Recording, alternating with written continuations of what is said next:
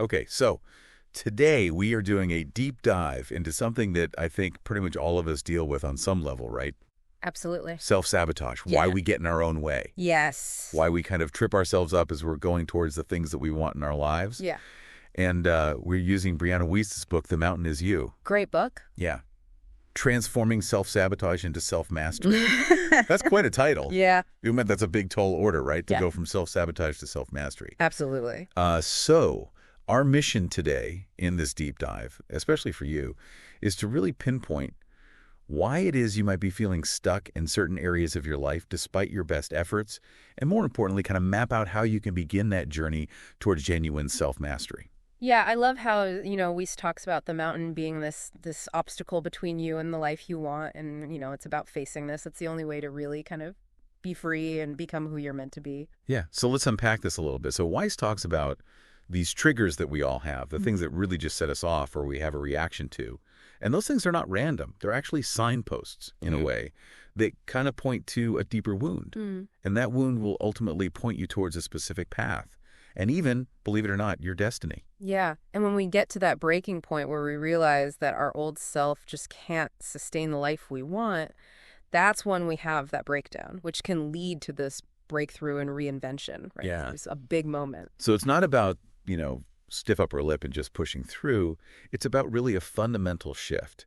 And I think the big takeaway, at least from the introduction, is that the mountain you're facing isn't something outside of yourself to conquer. Yeah. The work is in mastering yourself in that process. It's the internal work. Yeah. For sure. So let's really dive into this concept of self-sabotage. Now, Wiest makes the point right off the bat that self-sabotage isn't self-hatred or a desire to undermine yourself, but rather the fulfillment of a deep unconscious need. So, we're getting something out of this, right? Yeah, she's saying it's not coming from a place of malice. It's actually coming from this really deep need that we have that we're not aware of. Okay, so if it's not self-hatred driving these actions, then what is it? Well, she calls it deep psychological excavation. It's not something that, like you said, is just going to happen overnight. It's really about looking at past traumas, releasing those emotions, and finding healthier ways to cope, and even reinventing, the image we have of ourselves. It's a lot of work. It sounds exhausting. Right. But she also makes the point that self-sabotage is often a coping mechanism. It's kind of how we, I guess, unconsciously refuse to meet our needs because we don't believe we can handle them in a healthy way. So she gives some examples, like people sabotaging their relationships because they really want to find themselves, but they're terrified of being alone. Yeah, or someone that might be sabotaging their professional success because, what they really want to do is to create art, but that doesn't fit the mold of what they think they should be doing, or even sabotaging healing by overanalyzing their feelings because actually experiencing them is just too scary. So it's kind of like it's this weird way of getting what we need without actually having to confront the issue. Right? Yeah, and it's it works for a little bit. Right. It gives you a little relief, but it doesn't really solve anything. She calls it a maladaptive way to cope. It's this temporary relief, but it's not the real solution. So where does this come from? It's really fear, Yeah. And just beliefs that we have about the world, beliefs about ourselves that we haven't really looked at. She says trying to fix those surface problems without going to that root, to that wound, is just not going to work. You got to go deeper. And she also talks about how it can be an indicator that the narrative you're telling yourself about who you are is outdated or just wrong, Yeah, and that comes from, all this stuff that we've accumulated over the years, what our parents said, what our friends said, experiences we've had, and it creates this narrative that might not even be true. Yeah, and she really encourages you to question these beliefs and just see how warped they are and how they're holding you back. Absolutely. And it's not always this big dramatic thing either. Sometimes it's just the unfamiliar. Just as humans, we resist the unknown, even if it's good for us. Yeah, we don't like change. Right. We like to stay in our comfort zone. And so anything new, even if it could be beneficial, it's going to feel uncomfortable at first. Right. And we misinterpret that as being wrong when it's really just a psychological adjustment. And she talks about this idea of an upper limit, which is how much happiness or success we allow ourselves to experience. Oh, interesting. We have this tolerance and then our baseline, which is kind of our predisposition to kind of go back to. Oh, that's interesting. Okay. So we're starting to get this picture of self-sabotage as this very complex thing with all these roots and fears and beliefs that we're carrying. So how do we begin to tackle it? Wiest moves on to this first step, which is, I think, the hardest for a lot of people. Yeah. Getting out of denial. Oh, it's so tough. So tough. Yeah. So what does she say about that? Well, she says, first and foremost, you have to be honest with yourself. Like really honest. Like, is this it? Am I really being who I want to be? Am I doing the best that I can? And she says affirmations are not going to work if you're just using them to placate your true feelings. No. Or just kind of like... It's a Band-Aid. Yeah. It's not getting to the root. She says this can actually lead to more dissociation, which is like the opposite of what you want. Yeah. And it's, when you're in denial, you're blaming other people and you're rationalizing why you're unhappy. Oh, yeah, the blame game. Yeah. And that's preventing you from actually making a change. So what's the first concrete step to get out of this denial? So she's pretty straight up about this. She says, take a piece of paper Oh, no. and a pen and write down everything you're unhappy with. Okay. Like, get specific. Be really specific. If it's your finances, write down every debt, every bill. If it's your self-image, write down what you don't like about yourself. If it's anxiety, what makes you anxious, like everything. Just get it out. And I guess the power in that is you're really looking at it, right? You're confronting it. Yeah. It's not this vague feeling of unease. It's like, oh, there it is. In black and white, yeah. And, she makes this point that we as humans, we like what's comfortable and familiar even if it's bad for us. So she says, people only change when not changing becomes the less comfortable option. So it's not like a huge surge of motivation. It's more like the pain of staying the same is worse than the pain of changing. Yeah, the pain of staying stuck. That's what gets you going. And she even says, like, allowing yourself to feel rage, not outward, but inward, can kind of fuel that commitment to change. Like, I'm done. Yeah, I'm done with this. I deserve better. I'm done. Yeah. Now, she doesn't shy away from the fact that change comes at a cost, right? So she kind of lays out what you might have to let go of. Yeah, like your comfort zone for sure. And like maybe your old sense of direction because you're finding a new one. Right. And like maybe some relationships, people that are not on the same path. Yeah. And like, wanting to be liked by everyone. She's like, let that go. Yeah. But she has a really interesting way of reframing it, though. Yeah, she says what you're really letting go of is what was built for an older version of yourself. Oh, yeah. And what you gain is alignment, love, and, really being seen for who you are now. So it's good trade. Yeah. Okay. So we're starting to see how self-sabotage works. Now she gets into some of the common forms that this takes. Right, how it actually shows up in our lives. Yeah. So let's start with this idea of upper limiting. Oh, that's a good one. That's resisting feeling too good because it's unfamiliar. Yeah. So what's the fix? It's all about, like, gradual acclimation, not these huge drastic changes, but slowly kind of adjusting to these new levels of life, expanding that comfort zone and, that baseline that we were talking about, shifting that upwards. And so it's like easing yourself into a really hot bath rather than just jumping in. Exactly. So you're not shocking your system. What about uprooting? I think so many people can relate to this one. Yeah, that's the constant need to start fresh. Always starting over. New relationship, new job, new city. New city. Yeah. But really, it's avoiding those deeper issues. Avoiding the hard stuff. Yeah, like the stress, the conflicts, the insecurities. It's like you're always in that sprouting phase, but you never actually blossom. I never get to actually build anything. Right. So how do you get over that one? First, she says, trace back your moves. Like, look at all those job changes, all those moves, and figure out what's the pattern there. What's the common denominator? Exactly. And then commit to staying. Like, actually stay and work through those challenges. So you're actually tending the garden instead of always looking for a new plot of land. Okay. What about not doing what you want because you worry about how it will turn out? Oh, the fear of failure or judgment. Classic. Yeah, it's a big one. How do you get over that? Her advice is pretty simple. She says, just do it. Just do it. Like, just start. Back Nike, yeah. Exactly. And like, don't worry about being perfect or what other people think at first. Just do it. You'll learn as you go. So it's about emphasizing the journey, the process itself, rather than the outcome, right? Yeah. Okay. What about justification? That's a tricky one.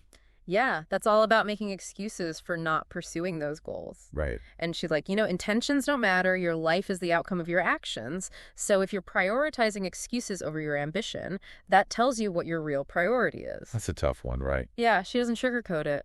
No. It's like your actions are screaming louder than your words or your thoughts. Okay. Now, this one, I think, resonates with so many people. Oh, yeah. Clutter, both physical and mental. Clutter is a big one. Big one. Yeah, it's, disorganization on the outside, mirroring the disarray on the inside. Right. And it leads to overwhelm and avoidance, right? Absolutely. So how do you get past that one? She says, start small. Okay, I like that. Yeah, like one drawer, one corner of a room, declutter that, and then set up a routine to maintain it. Oh, the maintenance, that's the hard part. Yeah, that's the trick. Okay. And then she says, arrange your space to support your goals. Make it conducive to what you want to be doing. Yeah. So it's about creating that physical and mental environment that supports your progress. Now, this one's an interesting one. Fighting for what you don't really want? Ooh, yeah.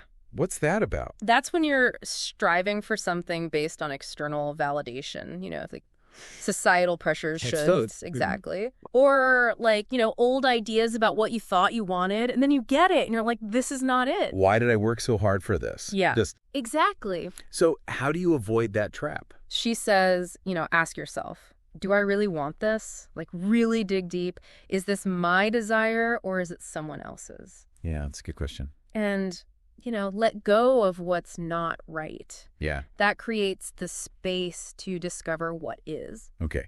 Now, what about judging others? How is that self-sabotage? So she says, when you're criticizing other people's lives, their choices, you're putting up these barriers to your own success because you're associating what you want with negative traits. Right. So you're judging them, but you're also judging yourself. Exactly. If you see someone who's successful and you think, oh, they must be so unhappy or they must be a terrible person, then you're unconsciously going to avoid that for yourself. Right. Because you don't want to be that person. Exactly. So she says, practice non-judgment. Don't assume things about people.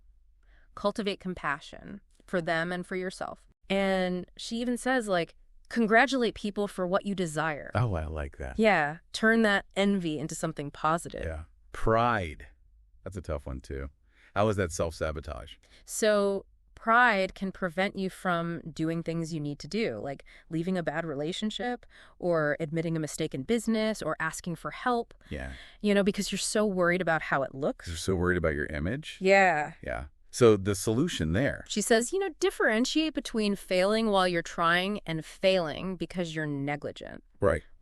Value the effort, the learning, overlooking perfect. Yeah, it's about embracing that vulnerability and the fact that you're going to mess up. Absolutely. Okay. Yeah. What about downplaying your successes? Yeah, a lot of people do this. I do that. Yeah.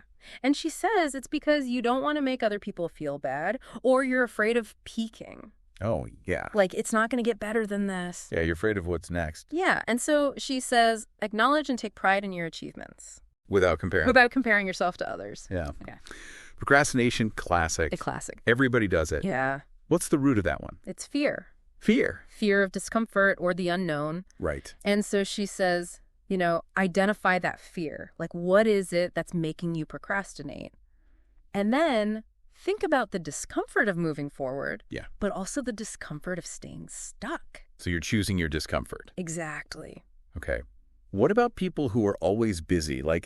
Being busy is almost it's a badge of honor. A badge of honor, yeah. Yeah. But she challenges that, right? She's like, busy is a choice. Yeah. And it's often a way to distract ourselves from ourselves. Yeah. From the things we're avoiding. So she says, what are you actually protecting yourself from with all this busyness? And find healthier ways to cope. Okay. Now, what about this one? Spending time with the wrong people. That can be really detrimental. Yeah, because, she says, the people you spend time with shape your future. They do. So it's important to choose wisely. Yeah. So build a circle of supportive, inspiring people. Yeah, who lift you up. Exactly. Not drag you down. Okay.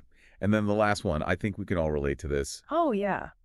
Worrying about irrational fears. Yeah. Those what ifs. She says those irrational fears, they're really placeholders for real, often unacknowledged fears. So you're kind of projecting. Yeah, projecting onto this safe thing to worry about. So she says, identify the real fear. Yeah. What is it underneath all that? And realize that those fears are often just safe substitutes. Okay. So those are some concrete examples of how self-sabotage shows up. Now she gets into like those underlying beliefs and behaviors that fuel it. Yeah, she has a few that she highlights that are super common. Yeah, lay on us. Okay, so like prioritizing being liked over being happy. Oh, yeah. Big one. Huge. And Yeah. being more afraid of your feelings than anything else. Oh, it's a good one. Yeah. And waiting for like external validation or opportunities instead of creating them. Waiting for things to happen. Yeah, and not recognizing how far you've come. Oh, yeah. Not giving yourself credit. Yeah. Not acknowledging the journey. Okay, so now that we kind of understand it, right, she moves into this idea of actually confronting those repressed emotions and taking action. Right, because knowing why you self-sabotage doesn't make it stop. Right. You have to do something about it. It's about the doing. It's about taking action, even when it's uncomfortable. And she does say, like, when you stop those behaviors, those repressed emotions will likely surface. So it might get worse before it gets better. It's like opening up that Pandora's box a little bit. But the key is to act despite that fear of feeling. So you have to feel to heal, right? You can't go around it. You got to go through it. You got to go through it, yeah. She gives you some questions to ask yourself to kind of process those emotions. Yeah, like, why do I feel this way? What is this feeling trying to tell me? Is there something to learn? What do I need to do to honor my needs? Yeah. Those are good questions. And she also says, like, reconnect with your inspiration. Like, why are you doing this? What's that vision for a better life? Remember your why. Yeah. Exactly. And just make space for those feelings, right? Like Yeah. the anger, the sadness, the inadequacy. Observe them without judgment. Yeah, just notice them. And she, recommends writing like letters to your younger self or your future self. Oh, interesting. Or like mantras, manifestos, anything that can help you release those feelings. So you're externalizing it in a way. Exactly. Now, this is a really interesting concept. Disconnecting action and feeling. What's that about? So we're held back not by our inability to do something, but by not feeling like doing it. Right. And that's because our feelings are wired to like want comfort and familiarity. We like what we know. Yeah, even if it's not good for us. So we have to act before we feel like it. Exactly. Take action. That builds momentum, motivation. So I guess you're using your logic and your vision to kind of override that initial resistance. You got to use your head a little bit. Yeah, a little bit. Okay, so now she talks about interpreting those negative emotions because they actually have a purpose. Yeah, they have a message for us. She says, these triggers, they're like these uninterpreted messages within our emotions.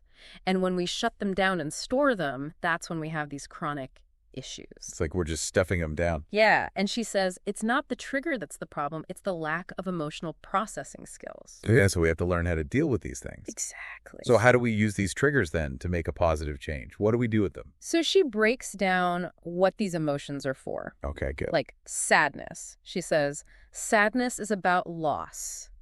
And it's telling you that you need to process and release that loss. Okay. Guilt, it's often about what we didn't do, not what we did. Oh, interesting. And feeling bad about it, it means you have a moral compass, so that's good. Okay. Embarrassment, it's about when we believe we didn't behave in a way that we're proud of. Okay. And regret, it doesn't tell us what we wish we did in the past, but what we need to create in the future. Oh, I like that. It's motivation for change. Yeah. And then chronic fear. Oh, yeah. Everybody's got that. Yeah. She says it's not always a real threat. Okay. It's often underdeveloped internal systems or trauma. And it often contains a metaphor, like loss of control, for example. Okay. And worrying, she says, worrying gives us a false sense of control. Oh, yeah. It feels like you're doing something Exactly. when you're really not. Right. Yeah. And she says the only way over chronic fear is through it. Accept what you can't control and focus on what you can, like your habits, your actions. So you're taking back that power. Exactly. Okay, so she gives some examples of self-sabotage and what the message actually is. Like mindlessly scrolling social media. Oh, yeah, we're all guilty of that. Totally guilty. Yeah. So what's the message there? Avoiding discomfort. Yeah. And the need for change. Yeah, it's like numbing yourself. Exactly. Okay, so she talks about this idea of following your gut, but without the fear. Right, because our gut feelings, they're like these instincts that come before logic. And they're usually right. Yeah, they're pretty accurate. Yeah. And that's because of the connection between the brain and the body. Okay. But how do you know if it's your gut or if it's fear? So she says, gut instinct is subtle, it's gentle, it's that clarity in dark moments, and it aims to make things better. Okay. But fear, doubt, limiting beliefs, those are panic-inducing. Your imagination is making things worse. Yeah. And she says, your feelings don't dictate the right decision. The right decision creates the right feelings. Okay. So it's about making the choice, and then the feelings will follow. Yeah. And, like, instinct operates in the present moment. It's based on all this subconscious information you have. Fear projects into the future. Okay, yeah, what if? Exactly. So she says, ask yourself, what's true right here, right now? Okay. And usually that present reaction is your instinct. Those projections, that's the fear. So you're being present in the moment. Exactly. And she also says, like, making sure your basic needs are met. You know, the sleep, the food, the movement. Yeah, all that good stuff. All that good stuff, yeah. It makes it easier to hear that intuition. So it's like you're taking care of yourself on a basic level so you can actually hear what your gut's trying to tell you. Exactly. Okay. Now, she gets into this idea of building emotional intelligence. Yeah.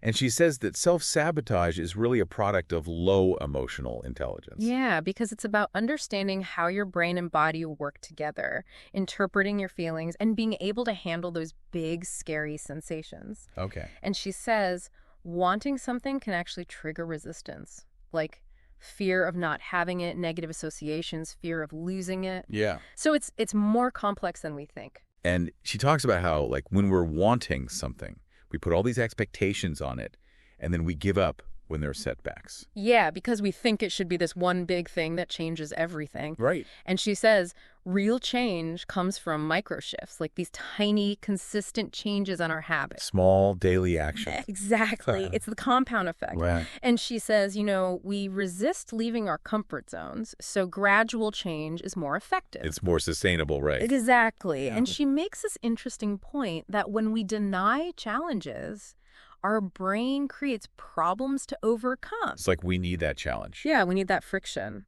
So she's saying, like, embrace the struggle a little bit. Yeah. Okay. And she even talks about, like, how this obsession with happiness is actually weakening us. Oh, interesting. Yeah. She says adversity makes you creative. It activates these parts of yourself that you didn't know were there. So she's saying embrace the grit, like the tough stuff. Exactly. Like, that's where the growth happens. And she talks about this adjustment shock that can happen after positive changes. Yeah, it's like even when good things happen, there's this period of discomfort. So you're kind of like recalibrating. Yeah, because anything new, even if it's good, it's going to feel unfamiliar. Right. So she says you might feel like anxious, irritable, hypervigilant. Oh, wow. Yeah, it's a lot. And you might even have this like fear of losing the good thing. Yeah, because you're not used to it, right? Right. So it's all about like adjusting your mindset, familiarizing yourself with the new normal, and recognizing that you deserve it. Okay, so it's about getting comfortable with the good stuff, too. Exactly. She also talks about, like, how we misinterpret trust yourself as, like, every feeling is an oracle. Yeah, like we think every thought is a premonition. Yeah, and she's like, no, not so much. Not necessarily. Yeah. She says, discern between gut feeling and fear or just random thoughts. And she talks about how profound anxiety is often like inefficient critical thinking. So we're not thinking it through. Yeah, we're jumping to the worst case scenario without actually processing the full picture. And our ability to cope. Right. Yeah. So she says things like exposure therapy can be helpful to reestablish healthier thinking. Okay. And, mental strength is believing in your capacity to handle difficulty. But you have to believe you can do it. Yeah, you have to have that faith in yourself. She also says that anxiety stems from how we think about events, not just the events themselves. Yeah, it's our perception of things. Yeah. So it's like that old saying, Yeah. it's not what happens to you, it's how.